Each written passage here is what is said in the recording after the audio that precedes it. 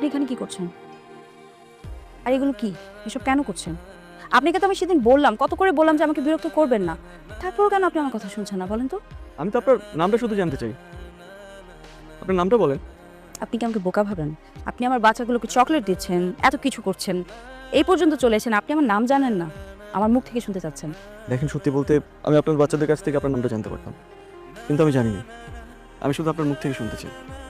শুনুন, আপনি আমার জন্য যা যা করছেন, এগুলো সব কিছুই আমার জন্য খুবই অস্বস্তিকর আর বিব্রতকর। আপনি যদি এগুলো কন্টিনিউ করতে থাকেন তাহলে এখানে আমি বাচ্চাগুলোকে আর পড়াতে পারবো না। আর সেক্ষেত্রে আমার চাইতে সবচাইতে বেশি ক্ষতিগ্রস্ত হবে বাচ্চাগুলো। আমি নিশ্চিত আপনি সেটা চান না। প্লিজ এখান থেকে চলে যান, প্লিজ।